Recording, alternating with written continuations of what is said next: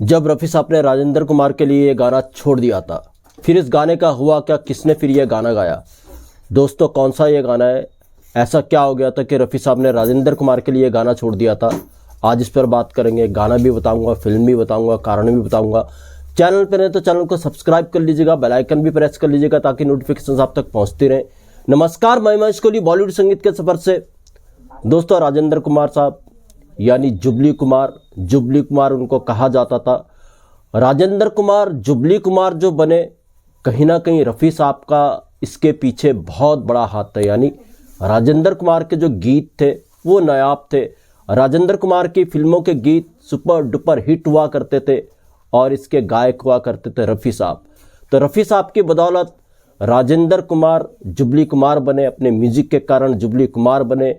कई super hit, कई musical hit फिल्में उन्होंने दी 60s के दौर में, खासकर 60 के दशक में। रफ़ी साहब राजेंद्र कुमार साहब का कोलैबोरेशन बहुत अच्छा रहा। राजेंद्र कुमार रफ़ी साहब को मानते बहुत थे। कई गानों में राजेंद्र कुमार ने ऐसा किया, कई सिंगर्स को वो गाने जा रहे थे, राजेंद्र कुमार ने जिद की कि उनके लिए ये गाने रफ़ी साहब गाएं।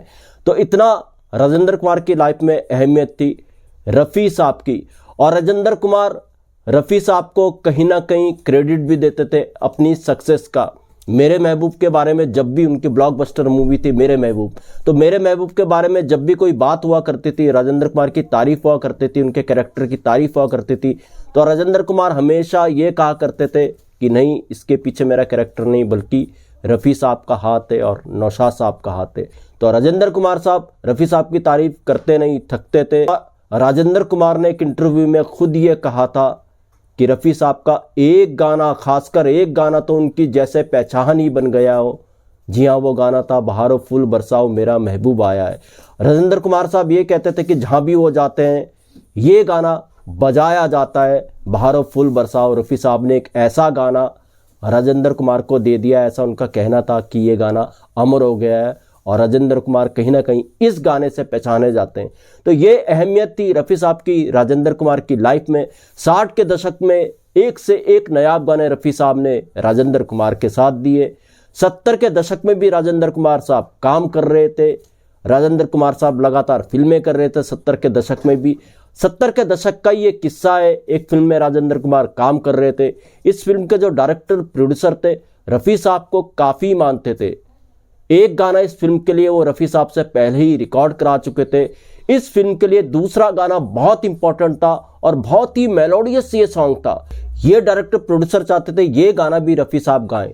उन्होंने इस फिल्म के म्यूजिक डायरेक्टर से कहा, म्यूजिक डायरेक्टर भी रफ़ी साहब के काफ़ी मुरीद थे, तो डायरेक्टर प्रोड्यूसर ने म्यूजिक डायरेक्टर से कहा ये गाना भी रफ़ी साहब से गवाना है, किसी तरीके से रफ़ी साहब से इस गाने के लिए, रफ़ी साहब के इस गाने के लिए तारीख लो। तो खैर, जब रफ़ी साहब से इस गाने के लिए बात हुई, जाहिर सी बात है इस फिल्म का एक गाना रफ़ी साहब पहले ही गा चुके थे।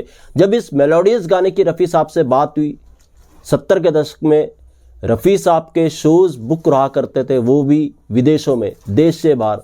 रफ़ी साहब शोज़ किया करते थे और लगातार उनकी बुकिंग रहा करती थी देश से बाहर, विदेशों में।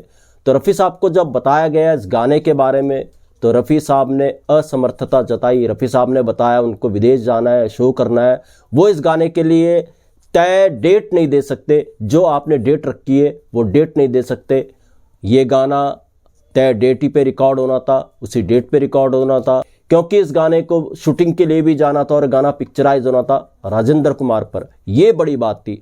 तो डायरेक्टर प्रोड्यूसर को रफ़ी साहब ने असमर्थता जताई कि इस गाने के लिए वो डेट नहीं दे सकते, मगर रफ़ी साहब ने डायरेक्टर प्रोड्यूसर को ये कहा कि ये वो गाना खुद तो नहीं गाएंगे। उन्होंने एक सिंगर सजेस्ट किया डायरेक्टर प्रोड्यूसर को कि ये गाना फलां फलां सिंगर से गवाइए, अच्छा रहेगा।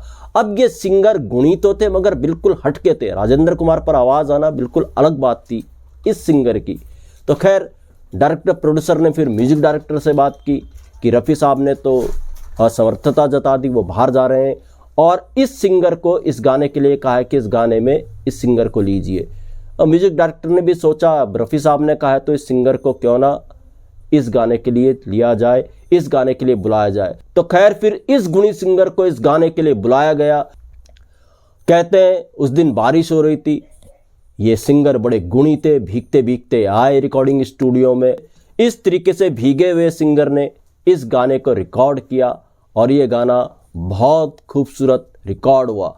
और यकीन मानिए जब ये गाना लोगों के बीच में आया, इस गाने ने कमाल धमाल मचा दिया था राजेंद्र कुमार पर।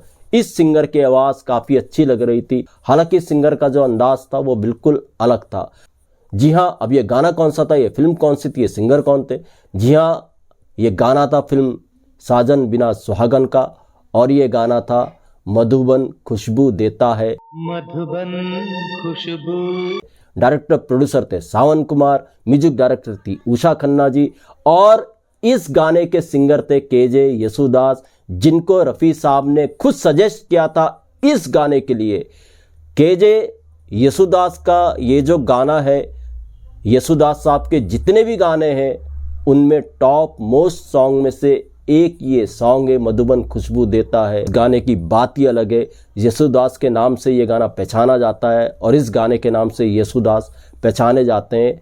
इतना खूबसूरत ये गाना है, इंदिवर साहब ने इसके जो बोल लिखे वो कमाल के हैं, और राजेंद्र कुमार साहब पर येसुदास की आवाज़ काफ़ी अच्छी लगी है, इसमें भी कोई शक और शुबा वाली बात नहीं है। इस गाने के लिए सावन कुमार जो डायरेक्टर प्रोड्यूसर थे वो चाहते थे कि रफ़ी साहब इस गाने को गाएं, मगर रफ़ी साहब को जाना था विदेश शो के लिए, तो रफ़ी साहब ही ने येसुदास को इस गाने के लिए सजेस्ट किया था और येसुदास से ये गाना गवाया गया। बखूबी येसुदास जी ने ये गाना गाया, और कहते हैं उस दिन बारिश हो रही थी, भीगते भीगते हुए स्टूडियो पहुंचे थे येसुदास, और भीगे बदन येसुदास ने ये गाना गाया। तो दोस्तों, ऐसे भी नए आप किस्से हुए हैं, ऐसे किस्से मैं आपके लिए लेकर के आता रहूँगा। महेश कोहली को दीजिएगा इजाज़त। Good bye, good luck and take care.